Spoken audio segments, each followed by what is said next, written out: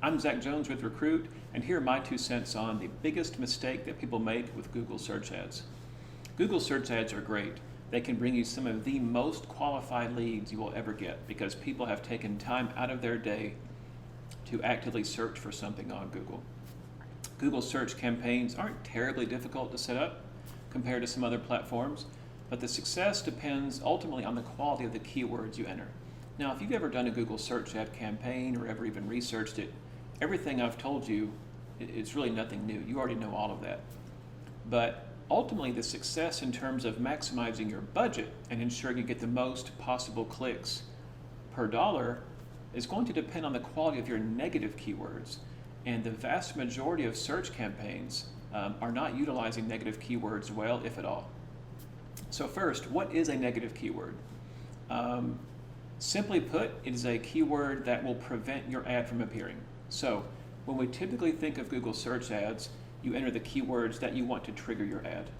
So if you were selling iPhones, if you had an iPhone store, obviously you would want keywords like Apple iPhone, new iPhone, etc. You would want keywords like that to trigger your ad.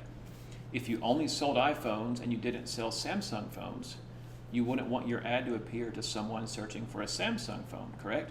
So you might enter the word Samsung or LG or Motorola as a negative keyword.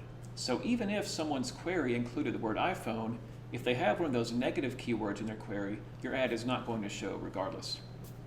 So it's a great way to prevent a bad click. Let me give you a real world example. Recently we ran a few campaigns for various community colleges that were promoting a Swift programming curriculum. Swift is the programming language that is used to develop Apple iPhone apps. And we quickly saw that some of the ads were being triggered by people searching for Taylor Swift, the musician. And obviously that was a terrible use of spend. If someone searches for Taylor Swift and then clicks an ad for an iPhone programming course, chances are they're not really going to like what they see on that landing page, and that's going to be a wasted click. Another comical example, really quickly, in the past we had a few healthcare clients and we were promoting a prostate cancer treatment. And when looking at our data, we saw that we were getting a number of clicks from people searching for dog prostate cancer treatment or pet treatments. Obviously those were bad clicks.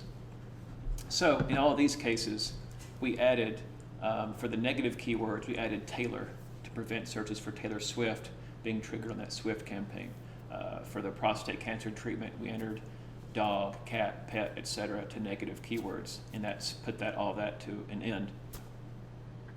In many cases, if negative keywords are properly configured at the onset of the campaign and properly managed throughout the campaign, you can prevent 20% or more of your budget from being completely wasted. And that's a huge amount.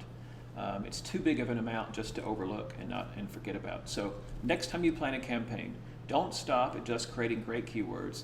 Create a list of negative keywords right at the onset of the campaign. But keep this in mind, it is impossible to create a perfect list of negative keywords before the campaign even starts. So you have to regularly watch your search queries to see what queries people are entering in that are triggering your ads. Look for negative keyword ideas in those queries and regularly add those to your negative keywords list, at least weekly, ideally daily, but depending on what you're able to do, at least weekly. And again, over the course of a campaign, that can save 20% or more of your budget from being completely wasted. That's my 2 cents on the biggest mistake made with Google search ads. Let me know if you agree, disagree. If you've had any experience with this, I'd love to hear that too. As always, thanks for watching.